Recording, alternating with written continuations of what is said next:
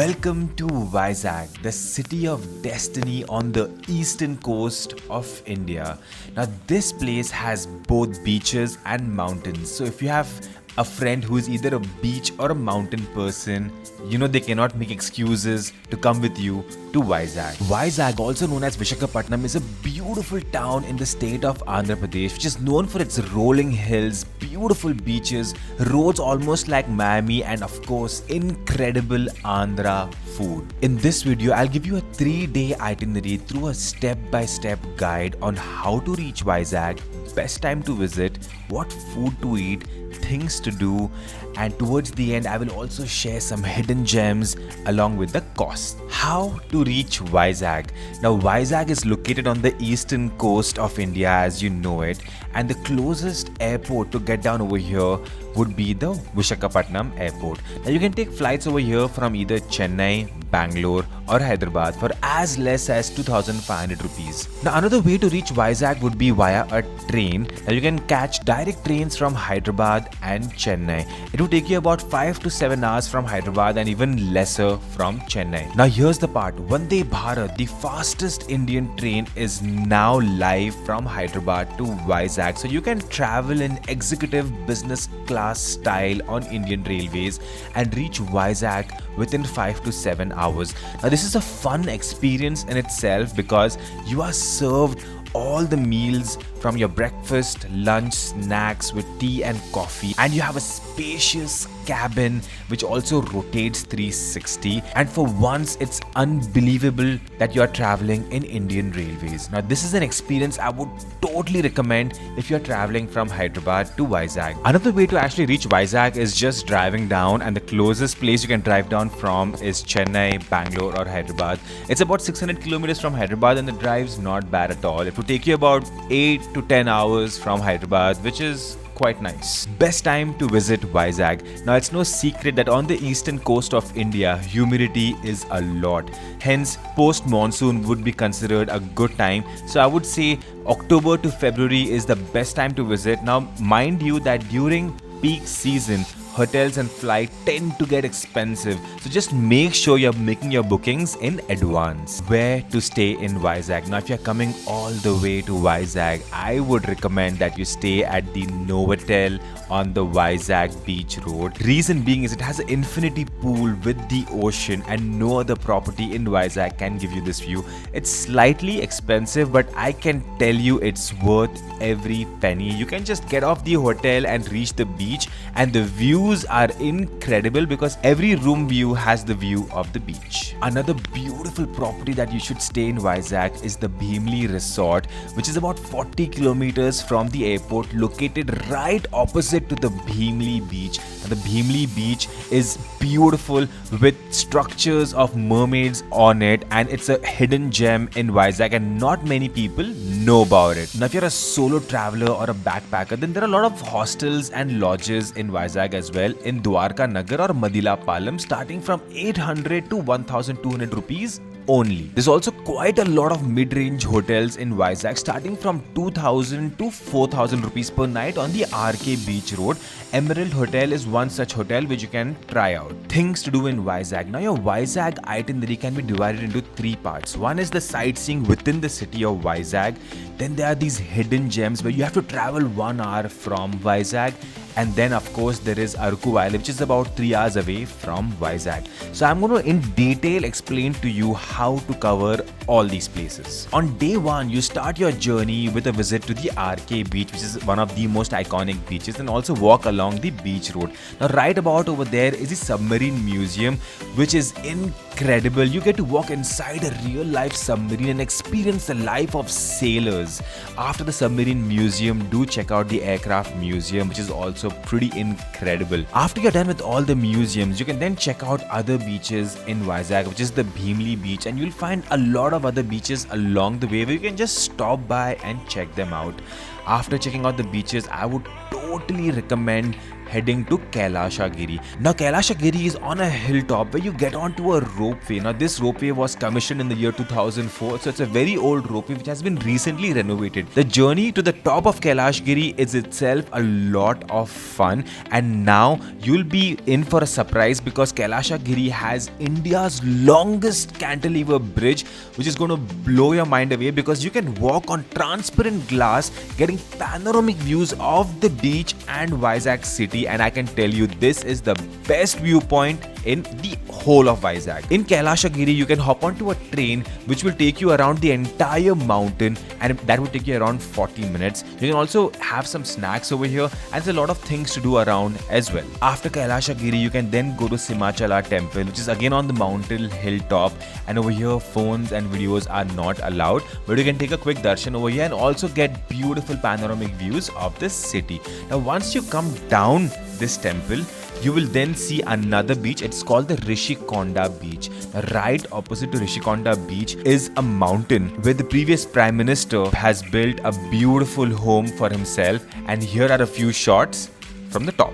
So the Rushikonda beach is one of the most popular beaches around over here as well, but mind you, the beaches over here are extremely dangerous because the water can drop from 1 feet to 10 feet in no time, just like any other beach along the eastern coast of India. So it's extremely unsafe to swim in any of these beaches. All you can do is dip your feet and watch the waves rush across the shore from a distance. On day 2, you're going to be doing a day trip to Araku Valley. Now there are 2 ways to get to Araku Valley. One is hopping onto a train which also has the panoramic dome.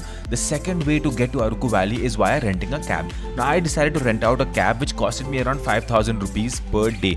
Your day starts at 7 o'clock, and in 3 hours you reach Araku Valley. Our first stop is going to be this beautiful waterfall which you can only reach by a special jeep which you can hire on a private basis or on a sharing basis. If you hire the entire jeep on a private basis, it will cost you about 1500 rupees. If you want to share it with other travelers, it will be 200 rupees per person. Around the waterfall you will also have bamboo chicken, which I feel you should skip because I will tell you where you should have your lunch in Araku Valley. Now after hiking back to a jeep and getting back, the next stop is going to be Bora Caves. Now these are unreal caves in South India which will take you to a different planet. It has stalagmites and stalagmites. You can spend a good 1 hour in these caves, and I can guarantee you that you have not seen anything like this ever before. After you're done checking out the Bora Caves, you can then stop in for some beautiful local tribal lunch, either at Adivasi Bamboo Chicken near Bora Caves, which has the highest number of reviews for a good bamboo biryani, or there is also Annapurna a little away from Bora Caves. Now, after having a nice lunch, you can then check out the Tribal Museum and the Coffee Museum. Now the Coffee Museum was my personal favorite because it gives you a detailed tour of coffee plantation in Araku Valley, how coffee came to Araku, how many years has coffee been grown over here, the culture of Araku coffee, which is actually popular all over the world. It takes you through the 10-step bean to cup process, and I really feel you shouldn't miss this. And the best part is trying out their signature coffee, which only costs 65 rupees, and I felt it was a steal because the same coffee in any other metro in India would cost you about 400 rupees. So just make sure you have a lot of coffee when you visit the Coffee Museum. Now after checking out the Coffee Museum, you can also visit a coffee plantation to see how coffee is really grown, the entire ecosystem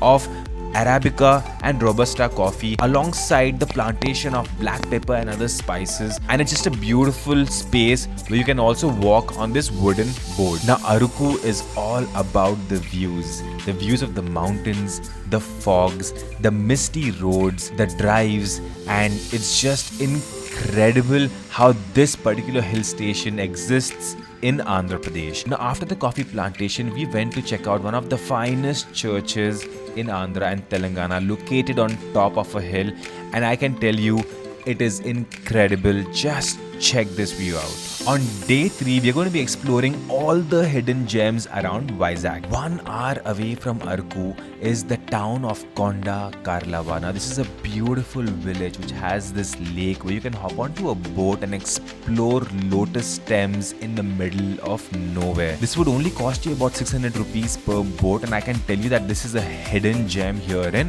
Andhra Pradesh. After hopping onto this boat, you can also just walk around the villages, explore local huts where people stay in houses called Illu. Now Illu keeps the temperature inside these huts cold even though it's extremely hot outside. After this, you can head to the iconic Yarada lighthouse. Now this lighthouse is a functioning lighthouse, so you have to go through this army checkpoint where you have to hand over your ID and then climb up the lighthouse where you get panoramic views of Vizag city, and you can see how the ships and the docks are loading and unloading. It's quite an interesting experience, I must say. After this, you are going to be visiting one of the most iconic beaches in South India and nobody knows about it. It's called the Yarada beach. Now this beach is located alongside mountains, so it's a mountain beach. However, you cannot get into the water because the waters are extremely deep, but check out some views from the top. What to eat in Vizag? Now if you have come all the way to Vizag, then do relish Andhra cuisine. Andhra cuisine is spicy, and here are a few dishes that I've tried. Chepala Pulusu, a beautiful fish curry made with fresh catch of the day, quite popular in this part of the region.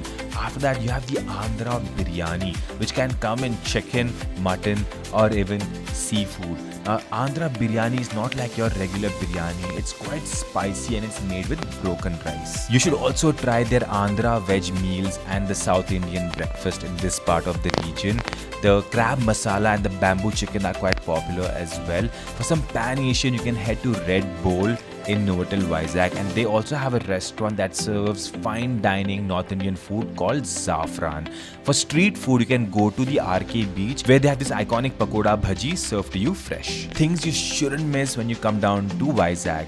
Kondapalli Toys is a local art of making toys. Walking on the beach road, you shouldn't miss sunsets over here because the East Coast has some of the finest sunsets and golden hour, and you shouldn't miss filter coffee in this part of the region. Here is a detailed cost for the trip over 3 days. On day 1, you're going to spend about 2 to 4,000 rupees.